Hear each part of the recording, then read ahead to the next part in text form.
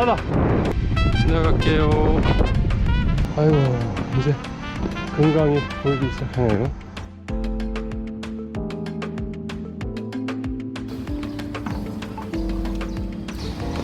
드디어 출발합니다.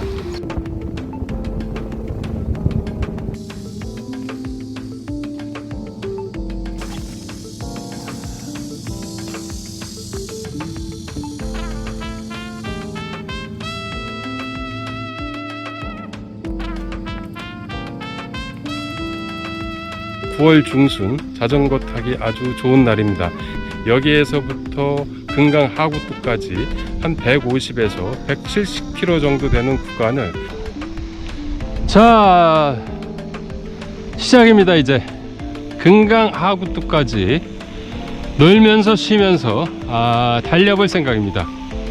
안녕하세요. 아이고 시원하다. 호박꽃, 쑥부쟁이, 금계국, 기생초 이런 꽃들이 가을 벌판에 만발해 있습니다. 풀향기, 솔향기 뭐 이런 것들이 코를 그냥 자극하네요. 이 데크길을 나오자마자 금강이 확 펼쳐집니다. 비단같이 흐른다 해서 아름답게 흐른다고 해서 금강이라는 이름이 붙여졌다고 하죠. 오르막길은 무리하게 다리 근육을 쓰지 않고 천천히 자전거에서 내려서 걸어가려고 합니다. 저 여울 저기 이 강의 이 아랫물과 윗물이 합쳐지는 곳이고 얕은 곳이기도 합니다. 그래서 저런 여울이 많아야 강 속으로 물 속으로 산소가 공급되기 때문에 건강한 상태, 건강한 물을, 건강한 강의 상태를 유지할 수 있는 멋지다.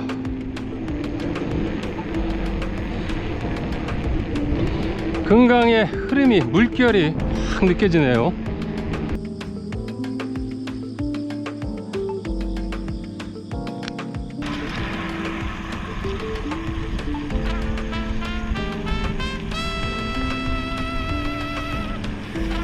수모스도 아주 예쁘게 피어 있네요. 가을의 전령이죠. 요거는 산딸나무. 산딸나무 열매가 빨갛게 딸기처럼 익었습니다. 이 동해안처럼 급하진 않는데 아주 야트막한 오르막 내리막이 이렇게 이어지고 있습니다. 어우, 야, 이 금강에 엄청난 습지가 형성되어 있는데요. 그 습지를 가로지르며 이렇게 달리니까 바람도 그냥 시원하고 습지에서 풍겨 나오는 풀 냄새, 나무 냄새 향기롭습니다.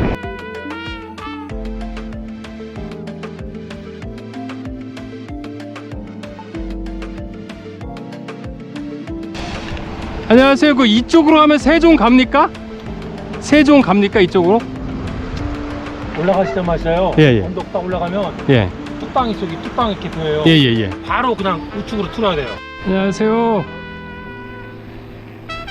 여기가 금강 보행교입니다. 이응다리라고도 합니다. 금강을 이응 형태로, 동그란 원 형태로 가로지르고 있기 때문인데요. 1층은 자전거 이런 전용도로 오고 2층은 보행교입니다. 그래서 저는 이 세종에서 자출하고 있는 저는 아침에는 이 자전거도를 이용해서 출퇴근을 하고, 그리고 저녁에는 이 위쪽에 2층에 있는 보행교를 통해서 한 바퀴 돌아서 한 바퀴 돌면 한 1.6km 정도 되거든요.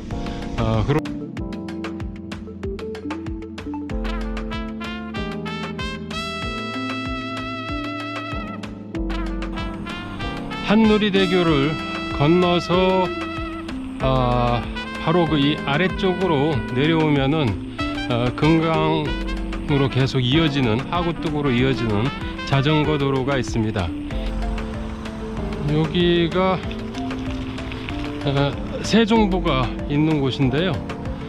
잠깐 들렀다 가겠습니다. 여긴 그 4대강 사업 때 가장 먼저 만들어진 세종보입니다.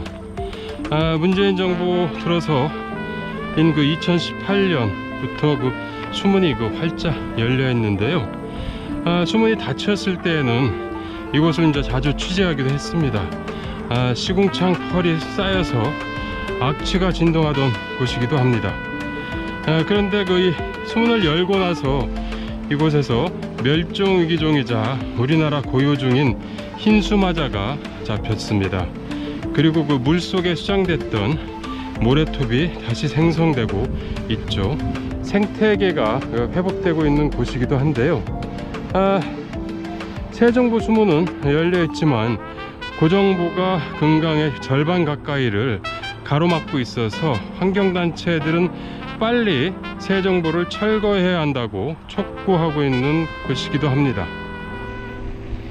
저기 보이는 붉은 아치형 다리가 불티교입니다. 그 바로 뒤쪽에 청벽이라고 아주 그 유명한 절벽이 있고요. 그쪽으로 좀만 더 가면은 공주로 진입할 수가 있습니다.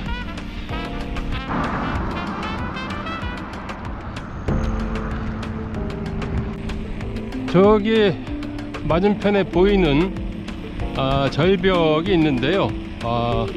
푸른색을 띱니다. 지금 그 이 나무로 가려져서 잘 드러나지는 않았는데요. 푸른색을 띠는 저곳을 청벽이라고 합니다. 조선시대 그 대문장가였던 서거정이 중국에 적벽이 있다면 조선에는 청벽이 있다라고 예찬했던 바로 그 장소이기도 합니다. 이곳은 그 이 석장리 박물관입니다. 구석기 시대의 집터, 토기 이런 것들이 발견된 곳이기도 한데요. 잠시 자전거에서 내려서 한번 좀 둘러보도록 하겠습니다. 강은 이 인류 문명의 발상지죠. 금강도 그랬다는 것을 말해주는 곳이기도 합니다. 구석기 시대에 사람 머리털도 발견됐다고 하는데요. 움막집을 짓고 화덕을 피웠던 흔적, 뗀석기 등이 발견된 곳입니다. 여기가 구석기 시대 움막집이었나 보네요. 한번 들어가 볼까요? 아이고 좁아.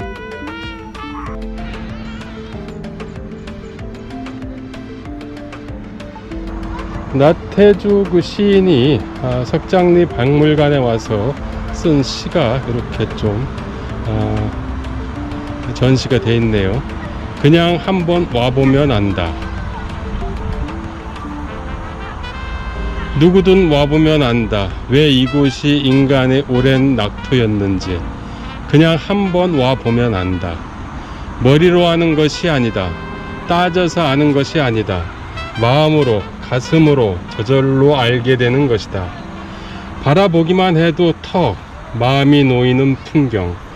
그렇구나, 그렇겠구나. 고개가 주걱거려지는 느낌. 1000년, 2000년의 일도 아니다. 만년, 2만년도 아니다. 적어도 5만년, 나아가 20만, 50만년 전의 일이다. 인간이 조상들 이곳에 모여 사냥하고 집짓고 짝을 지어 아기 낳고 마을을 이루어 살던 터. 말로만 그래서는 안 된다. 글로만 알아서도 안 된다. 그냥 한번 와보면 안다. 스치는 바람도 우는 새들도 강물도 둘러면 나무나 산들도 그렇구나, 그건 그렇구나. 동의해 줄 것이다. 그냥 한번 와보면 알게 될 것이다. 왜 공주가 오랜 인간의 낙토였고 역사 이전 선사 때부터 인간이 꿈꾸던 아름다운 땅이었는지를 그것을 알게 될 것이다. 안녕하세요.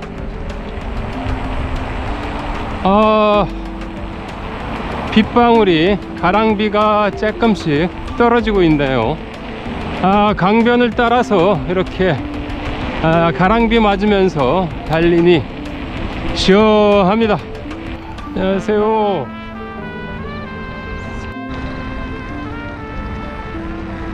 그 공주 공산성 앞쪽입니다. 여기 자전거 도로가 이렇게 이 강변 옆으로 쫙 나 있는데요. 흘러가는 물이 보이시죠? 아주 이 힘차게 금강이 흐르고 있네요. 저쪽에 공산성이 보이기 시작했습니다.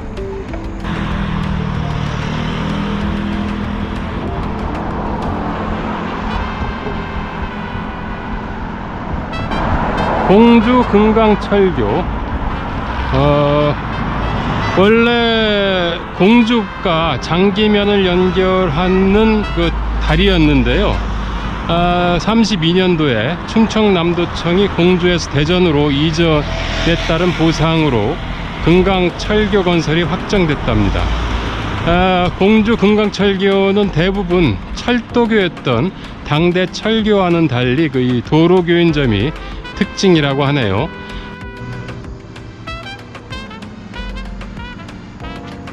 이곳은 그 공산성입니다. 백제의 이 수도였던 성이죠. 북쪽으로는 그 금강이 흐르고 있는데요. 잠깐 올라가서 한번 좀 금강, 유장하게 흐르는 금강을 한번 좀 바라보고,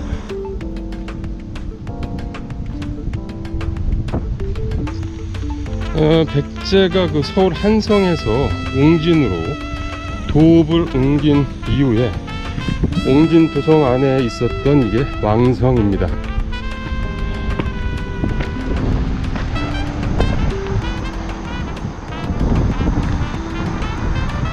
북쪽으로는 그 이 금강이 흐르는 해발 그 한 110m 공산의 그 이 능선과 계곡을 따라 쌓은 천연의 요새라고 합니다.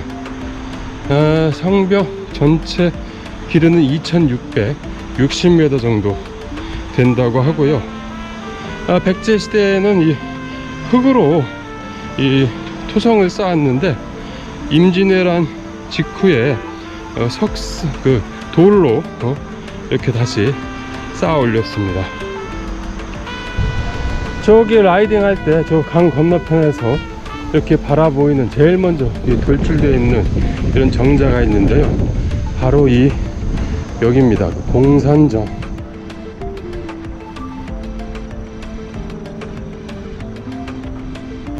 올라가면은 아마도 금강이 흘러가는 금강의 모습이 더 훤히 내비치지 않을까. 이야, 진짜 멋있네요.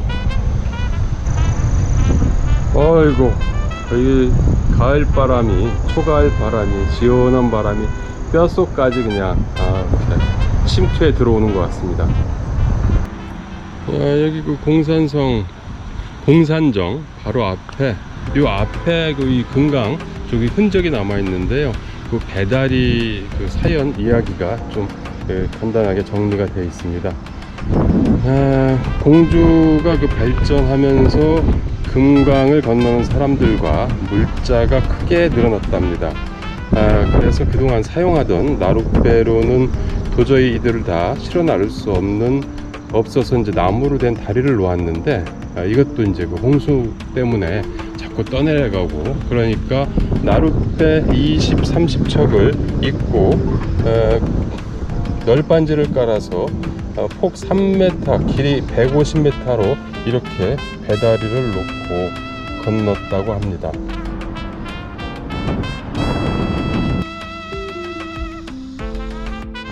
이곳이 공주 문여왕릉 입구네요. 삼국시대 그 백제 제25대 문영왕과 그 왕비의 능입니다. 예전에 그 이 두어 번 가본 적이 있는데요. 묘실 안이 그 영법 무늬로 장식된 작은 벽돌이 터널형으로 쌓여 있는 벽돌 무덤입니다. 이곳에서 출토된 유물이 그 모두 한 4,600점에 달한다는데요. 이게 아마도 그 모형이 아닐까 싶습니다. 제가 한 10년 전에 왔을 때는 이게 이제 진짜 무덤을 들어갔었는데요. 이거는 모형입니다. 우리 전시관 무늬가 왜 있었냐를 알려면 이 벽돌의 무늬가 뭔지부터 얘기를 해야 될 것 같은데. 아, 좀 보기 있어봐라, 다시 가기. 무늬가 뭔 것 같아요? 옷이요.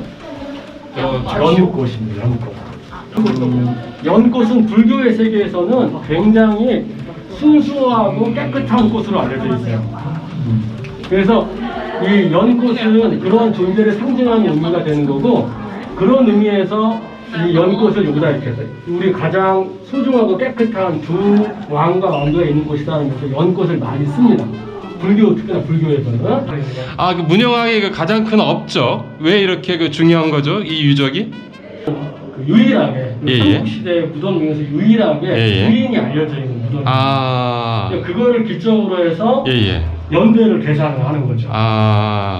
그래요. 그런 의미에서 굉장히. 여기는 도굴이 안 된 상태로 그 발견됐던 건가요? 네. 사실 더 극적이었던 거는 일제 시대 때 가루배였나요? 일본인 고등학교 교사가 있었는데 그분이 그 무정왕릉 바로 앞에 있는 육호분 무덤을 도굴을 했어요. 그 무덤이라고 해야 되죠. 근데 이 무령왕릉 극적으로 도굴이 안 됐던 거는 육호분 무덤을 이렇게 옆에서 둘러앉는 그런 그 정도로만 생각을 했다고 무덤 같지도 않았고 그래서 그쪽으로 피하면서 1972년이죠. 올해가 50주년이니까 72년인 거예요. 그때 이제 1500년 만에 극적으로 발견이 문영왕의 그 이 위대한 업적은 어떤 것들이 있나요? 흔히 말해서 백제를 다시 부흥시켰다.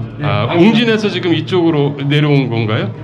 원래 백제의 수도는 한성이었으니까 거기서 이제 고구에 쫓겨서 내려왔고요. 여기로. 내려왔을 때 이게 이제 쫓겨왔기 때문에 제대로 갖춰진 게 없었고 굉장히 정치적으로 혼란스러웠는데 그거를 안정시키고 나가서 고구려를 또 치고 올라가면서 이 고구려와 맞서 또 싸우기도 하면서 안으로 밖으로 굉장히 국력을 다진 인물이 무령왕이거든요. 그렇군요. 그래서 이제 무령왕이 그 실제로 중국에다가 내가 고구려를 여러 차례 격파하고 다시 이 백제를 세웠다라고 외교 문서를 보내입니다. 그랬어요. 그런 의미에서 교과서에도 나와있지만 백제의 중기를 불러일으킨 왕이 무령왕이라고 그 무령왕의 아들이 성왕이거든요. 그러니까 아버지의 그런 이제 업적을 이어받아서 백제를 좀 더 키워야 되겠다 해서 수도를 부여로 옮긴 거죠. 그러니까 그 발판을 만든 임금이 무령왕이다. 이렇게 그렇군요. 보시면 됩니다.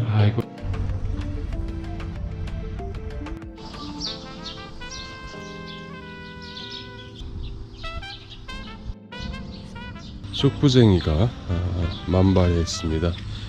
능수보들이 이렇게 쫙 줄지어서 이렇게 있으니까